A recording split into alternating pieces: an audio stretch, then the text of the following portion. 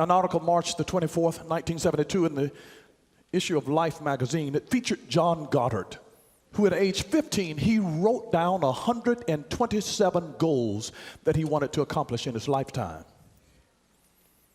John Goddard's goals included this. He wanted to climb Mount Kilimanjaro, Mount Ararat. You know, that's where the Noah's Ark rested, on Mount Ararat.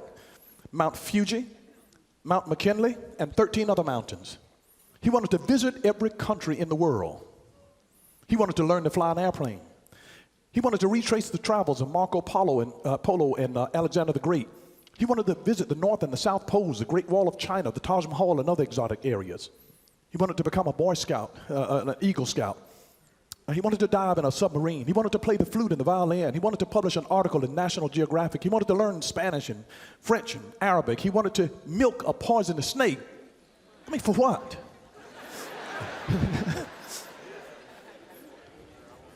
He wanted to read the entire Encyclopedia Britannica, and other goals similar in variety and scope. And do you know, at age 47, he had accomplished 103 of these 127 goals. And he was working on the others. And here's the amazing thing about it. He was not a rich man. He was not wealthy, nor was he gifted. But he set some goals. He was just a young boy that believed that all things are possible and that he could set it and accomplish the goals. Because goal setting is good. Because it clarifies intent and it focuses resources. And here's the good thing, is that you don't have to have clarity. You create clarity by asking the right questions. You create your own clarity by asking the right questions. You create it. You create it. If you have no goals, there'll be no growth. No goals, no growth. No goals, no growth. No goals, no growth. And if you have no clarity, no change. No clarity, no change. Now, the same is true. If there's NO goals, there's NO growth. But if there's KNOW goals, then you will KNOW growth. And if you KNOW clarity, you will KNOW change. No goals, no growth. No clarity, no change. There's something that God wants to grow in us. He wants to mature in us, because happiness, you can just be happy for a KNOW reason, for no reason, for no reason. May I remind you of this, that 90% of your pain in life will happen through trusting the wrong people.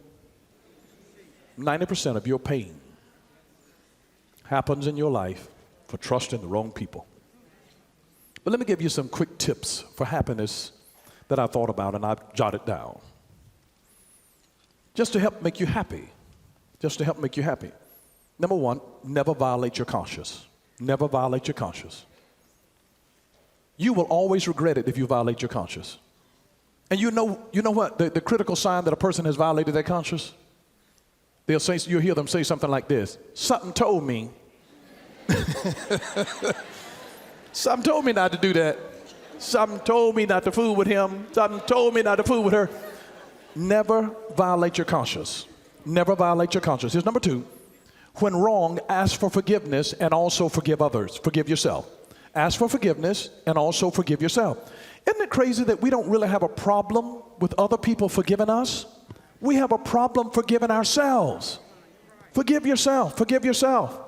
Forgive yourself. Here's the third thing. Don't listen to gossip. Don't listen to gossip. Because anybody that will gossip to you will also gossip about you. Don't listen to gossip. And gossip is negative communication. It's not going to do anything but pull you down in the end and make you feel more sinister toward humanity. Don't listen to gossip. Listen, here's the next one. Look for the good in every situation. Look for the good in every situation. Even though things are bad, it could have been worse. You could have been down and sick. You could have been down, sick, and broke. You could have been down, sick, broke, and abandoned. I mean, it could always be worse. It could always be worse. Here's the next one. Realize failure is an event, not a person. Realize failure is an event. Failure is an event, it's not a person. You're not a failure. You experience failure. Failure is an event, it's not a person. Here's the next one. Gratitude. Develop an attitude of gratitude. Just be thankful for what you do have. And don't focus on the stuff that you've lost and the stuff that you don't have yet. Just develop an attitude of gratitude. Develop an attitude of gratitude. Here's the next. Believe that every saint has a past and every sinner has a future. When you believe that, it keeps humility in you, because you see, if you start acting like you've never done anything wrong, it'll make you self-righteous and condescending and pharisaical in your own attitude toward others. Every saint has a past. They got something in the closet. There's some stuff back there that they don't want you to discover and find out. Every saint has a past and every sinner has a future. That gives us hope. That gives us hope. See, two things are dealt with here, hope and humility. When you realize that you've got a past, it brings humility in you. And if you messed up and you realize you've got a future, that brings hope. Hope and humility. Here's the next thing that I would say to you. Laugh more. Just laugh more. Find something to laugh about. We got enough bad news, it's enough to depress you. But laugh more. Find something every day to laugh about. Laughter is an instant vacation. Just find something to laugh about. Here's the next thing. Let go of what you can't change. You can't change everything. A problem is that which can be changed. A fact of life is that which cannot be changed but must be accepted. Now, that I'm a black man in America, that's a fact of life. It's not a problem. It may be your problem, it's not my problem. So don't take something that is a fact of life and make it a problem. And so just realize, let go of what you can't change. If you can't change it, let go of it. Let go of it. Here's the next one. This is so key. Know what and who to ignore. Happiness is about knowing what and who to ignore. There's some things that you have to just press a button in your head and say, you know what, just ignore this. Just ignore this. Don't even respond to the fool, because if you start arguing with the fool, they can't tell which one of you is the fool. You have to know what and who to ignore. Know what and who to ignore. Don't even dignify everything with a response. Just ignore, just hold, listen, here's the key. If you hold your peace, you'll hold your peace. But the minute that you got to speak your peace, that's when you lose it. Just hold it. Know what and who to ignore. Know what and who to ignore. Know what and who to ignore. Because the devil will show you situations and people just to raise your blood pressure. And you have got to know what and who to ignore. Here's the next point, number 11. Understand that no problem lasts forever. No problem lasts forever. You're going through a phase right now. It might feel like this is eternal, like I've been in this for months, I've been in this for years, and like I'm not going to ever get through that. Listen. Here's the truth of the matter. So something that you need to know. Something, lean in real careful. I'm going to give you a secret. This too shall pass. This too shall pass. This too shall pass. You need that perspective. You need to know that. This too shall pass. This bad period, this phase that we're in right now, this pinch, this hurt, this awkwardness, this too shall pass. This discomfort, this too shall pass. Listen, weeping may endure for a night, but joy is coming. See, it's this too shall pass. It's passing. It's passing. It's passing. It is not temporary. It is temporary. It's not permanent. It's passing. It's passing. So understand that no problem lasts forever. No problem lasts forever. And here's the final one. Learn from your mistakes. Learn from your mistakes. It's one of the ways that it makes you happy. It makes you happy. It's a key to happiness. That, you know what, I didn't just want to stay in this place. It's not about my losing here. It's about my learning here. Learn from your mistakes. Now, I just gave you 12 tips. This is my dozen for happiness, just a dozen of happiness tips just for you. Then I've heard some people tell me ignorance is bliss. But is ignorance really bliss? You die for what you don't know. There are people who are sick and then they end up dying because they were doing something that was injuring their health and they didn't know any better. And the next thing you know, they developed something that took them out. You can die for what you don't know, and you tell me that ignorance is bliss? If you don't know how to operate in the financial arenas of this world, if you don't know about protecting yourself financially, it is your ignorance that can get you in a state of poverty and hold you there. The only reason they can't get out because they don't know how to get out. You can't do any more than what you know to do. And is ignorance really bliss? More often than not, failure is the result of something that you didn't know. It is a result, more often than not, failure is a result of something that you didn't know. And do you know part of your greatness, part of the whole idea of greatness is to be able to remain unmoved by an offense. Is to remain unmoved by an offense. Do you think that a lion is concerned with the opinion of a sheep? A gazelle that it is chasing? It has no concern for that. He's a lion. Lions are very regal. I'm a Leo. I understand. I like big cats. I do like big cats. I don't know why. I was down in Africa. I took my wife and we went into a lion pen. And this wasn't in a zoo. This is out in the real thing. And when I saw that second gate close behind us, these big 800-pound cats, I'm in a little Volkswagen Beetle. There are about 12 or 15 giant lions around us. Now we are in their habitat. I'm in South Africa. In the what do you call that? It's safari. This is not a zoo.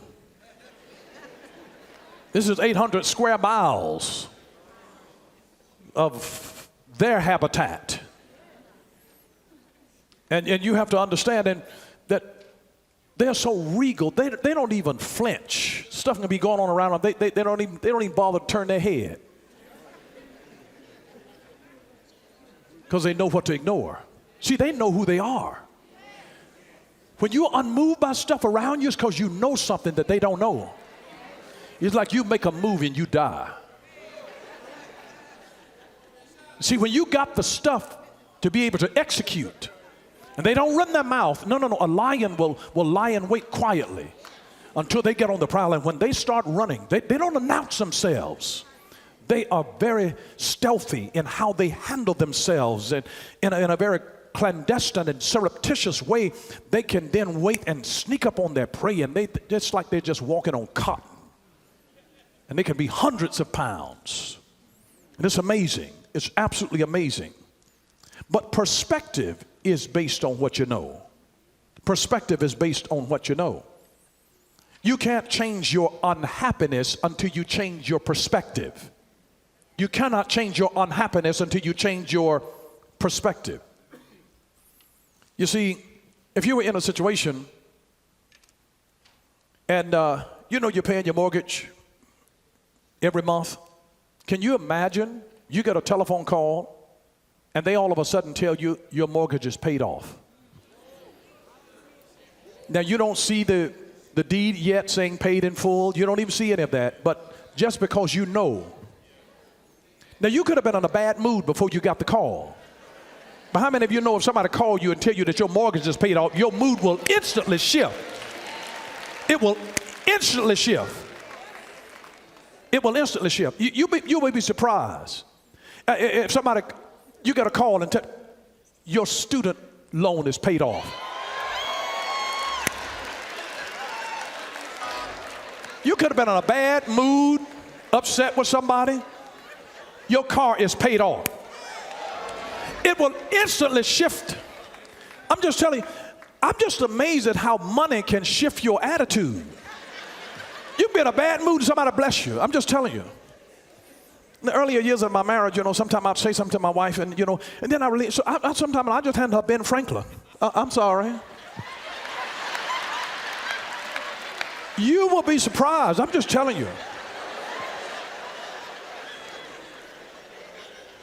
When they say money talks, person be in a bad mood. You know, I'm just telling you, you offend your spouse, pull out a Ben Franklin. I'm just telling you, at least pull out a Grant. At least a Jackson. I mean, you know, you decide on the level of the offense that you commit. But if you pull it out, I'm just telling you, if you pull something out, you'd be surprised how, well, boo, just don't do this again.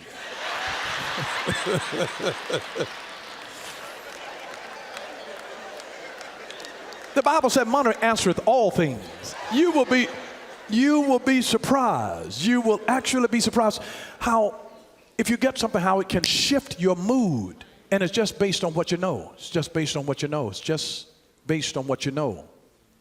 How you feel, your happiness is based on your perspective. And sometimes God can speak a word to you just to shift your perspective of what you know, and it can shift your whole mood just by your perspective of what you know, What a blessing it is to be able to know certain things. Genesis chapter 4 verse 1 says, and Adam knew Eve, his wife, and she conceived. There's something precious about knowing somebody intimately that produces conception.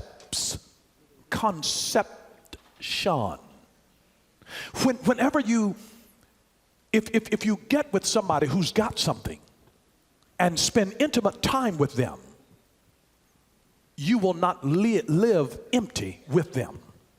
You start conceiving certain things when you know them and they know you. Adam knew Eve and she conceived and bore a child. Whenever you spend time with God, if you ever know God, and see, the fool has said in his heart that there is no God. He N-O's God. But when we K-N-O-W God, if you know God, you spend time with God, just like Jacob. Jacob spent the night wrestling with an angel. He wrestled with God all night long. And guess what? You spend the night with God, you get up with his baby. Have you ever spent time with God and God all of a sudden, but the time that you spent with him because you know God, and in your knowledge of God and your knowing something of God, you conceive something from him, of him. Here comes a God idea.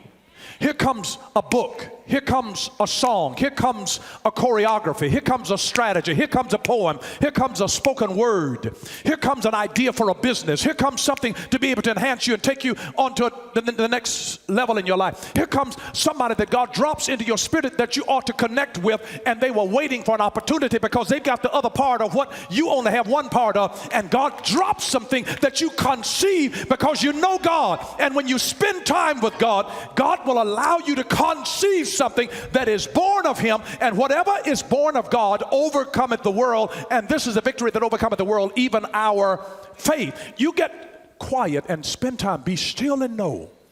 Whenever you know God, you K-N-O-W God, you will conceive something of him. I cannot tell you how much revelation has been birthed. My revelation has not been birthed out of books. The dean of my college, he heard me speak one time, and then he came to me and he says, where did you learn this? We did not teach you this at Morehouse. You got that right. This came from his house. When you connect with the King of Glory from on high, and I'm just telling you, God will start speaking to you.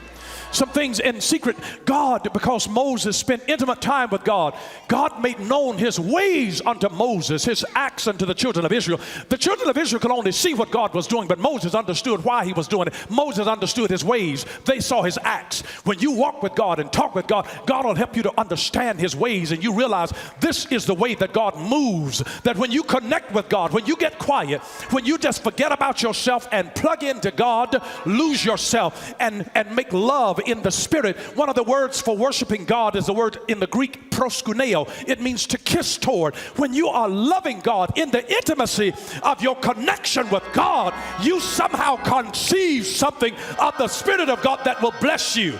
It'll make you money. It'll bring peace. It'll bring joy. It'll bring deliverance. It'll bring understanding. There's an anointing in it. And listen, whatever you get conceived of God, you don't have to ask God to bless it. If it is conceived of Him, you already carry a holy seed. It's already blessed. You don't have to ask God to bless it. It's already blessed. You got it from Him, and it comes through us, but it is still something that is a gift that comes from God. It comes just from knowing Him, and when you know Him, it blesses us in a brand new way, just to be able to know Him. The Apostle Paul realized something that many people don't understand. But when we know God intimately, things are birthed in our spirit as a result. When you really know God intimately, things will be birthed in your spirit as a result. How else could Paul endure what he endured? How could Paul glory in tribulation? Notice 2 Corinthians chapter 12, verse 8 through 10. Notice, concerning this thing, he was talking about his thorn in the flesh. He said, I pleaded with the Lord 3 times that it might depart from me. And he said to me, my grace is sufficient for you, for my strength is made perfect in weakness. Therefore, most gladly, I would rather boast in my infirmities, that the power of Christ may rest upon me. Therefore, I take pleasure in infirmities, in reproaches, in needs, and persecutions, and distresses for Christ's sake. For when I am weak, then am I strong. I'm strong. It's amazing what can happen. Paul, going through all of this persecution and infirmities and weaknesses that he dealt with, he knew that God had said to him, my grace is sufficient for you. My grace is sufficient. My grace is sufficient. People will look at you and wonder, how in the world can she put up with him? She's got a grace. And if you don't have her grace, you can't understand her results. How in the world can he tolerate her? He's got a grace. If you don't have the grace, see, it is the grace that gives us the peace. Because other folks say, Tommy, if that was my husband, he'd be dead by now. There's a grace. There's a grace. He said, my grace is sufficient. My grace, that's all that you know. You don't even understand why you're going through what you're going through. I'm going through persecution. I'm going through infirmities. I'm going through weakness. I'm in distress. Lord, what in the world? And all that you know is that what? You know what? God has graced. He's graced me. I should have lost my mind by now. I should have done something really stupid, but God has grace. It's nothing but the grace of God. It's just God's grace. It is God's grace. This defies logic. It defies comprehension. This is just the grace of God. I love something that Scott Hamilton said. Scott Hamilton said that the only disability in life is a bad attitude. The only disability in life is a bad attitude.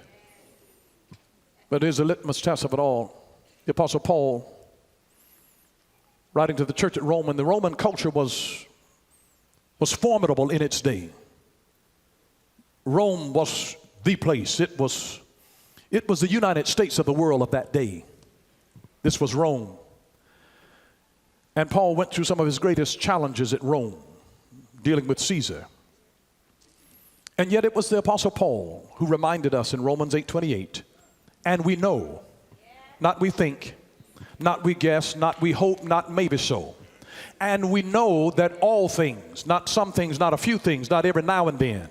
And we know that all things work together for good to those who love God, to those who are the called according to his purpose. Now listen, remember, happy for no reason, K-N-O-W reason. No, listen, and we know that all things, we know that all things, it may not be worked out right now, but we know you can be right in the middle of it. You could be in process right now. And the only thing that gives us contentment so that we are happy now is because I know that this too shall pass. And we know that all things, we know this. It's not even that I believe this. I know it and I can't tell you how I know it. I don't know when and I don't know how I know that. You're not asked to know when. You are not asked to know that how. You don't have to know how. The farmer plants the seed and the Bible says it comes up of itself. It says the farmer does not know how. You don't have to know how God is going to bring you up out of dirty situations. You don't have to know how he's going to bring you out of debt, how he's going to bring you out of poverty, how he's going to bring you out of shame and out of drug addiction and alcohol addiction and out of pornography. You don't have to know how God's going to do it. You can be praying for children that you know that you've raised in the right way, and you've taught them the Word of God, and you've taught them to be in the house of the Lord, and you don't even understand certain things. But the Bible here says, and we know, not we hope, not maybe so, not it's a wing and a prayer, and we know. It's not even that we believe. We know that all things, all the good things and the bad things, the positives and the negatives, the ups and the downs. We know that all things work together for the good of them that love God, who are the called according to his purpose, that somehow, even when I don't understand it, God is going to make a way. That I know that. I know that. I don't know when my dream is coming. I don't know how this thing is going to happen. I don't know who God is going to use to bring it all together. I don't know who he's going to use to invest in it and finance this thing. I know that. I know I didn't give this vision to myself. I know that.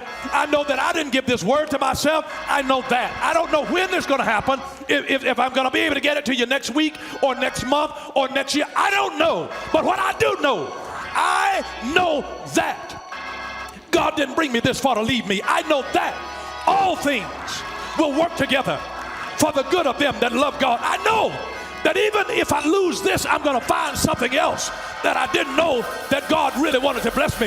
If this door is closed, it's going to lead me down a corridor, and I know that it's going to work out for my good. If he took away something good, it's only to get something better to me. I don't know how, I don't know when, I know that. And we know that all things, we know that all things work together. They work together. They're working together. Even cantankerous people, even hating people, even oppressive people, even abusing people. And we know that. And it is in the knowledge of that, even knowing that, that brings a peace that passes all understanding. Peace is about what you know down in your knower, even when you cannot prove it to people. But we know that God, I've heard your word, and I may not have even done everything right, but I know that I love you, and I do know that I'm the called according to your purpose, and I know that all things are working together for my good because I love you. And I am the called according to your purpose. I just know that. I know that. I don't know when. I don't know how. I know that. All things. Thank you for watching Power for Living with Bishop Dale C. Bronner. Join us again next time for Power for Living, where revelation is power. Power for living.